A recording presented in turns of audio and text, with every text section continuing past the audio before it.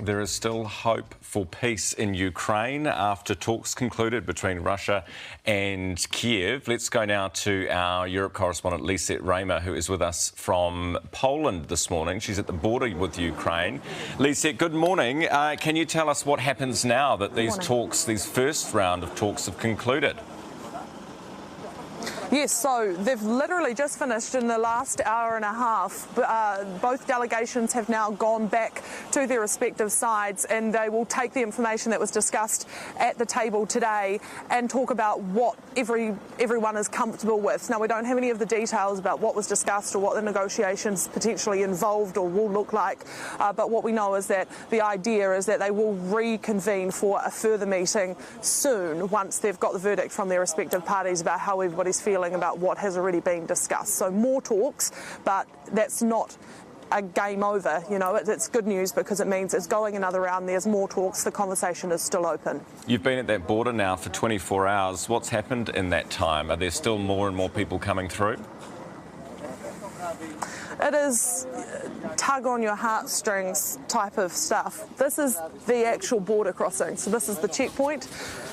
That side is a war zone, this side is safety, and children with their parents, or just usually their mothers, are just walking along here, and then this is kind of the journey they take. They walk, and a lot of media here to see them.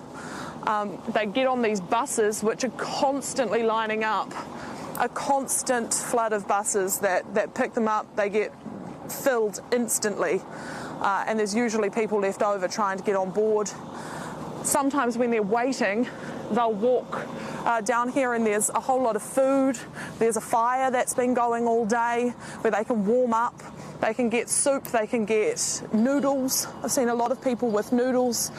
They can get blankets. There's a big pile of clothes where they can, you know, warm up because it's -5 degrees here. It is cold, and a lot of people have been sitting in their cars for 3 days. So they're in desperate need of warm clothes. Absolutely. And hundreds of thousands going in that direction, Lisette. But we're also hearing reports, tens of thousands going in the other direction towards the war zone.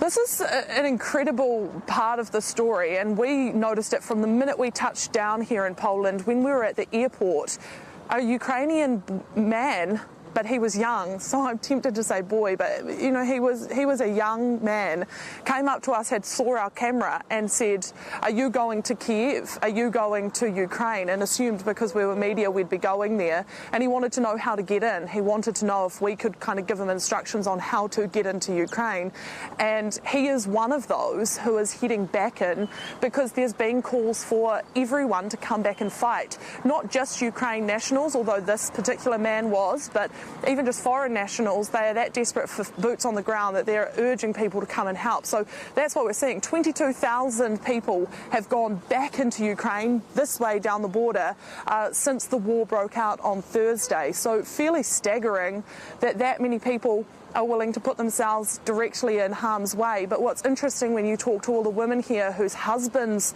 are still there, they say, and I heard this multiple times today, they're more help over there than they are here right now. I can look after the children, they need to look after the country. It's a staggering perspective to have, but they all have it. They all seem to have that same thinking.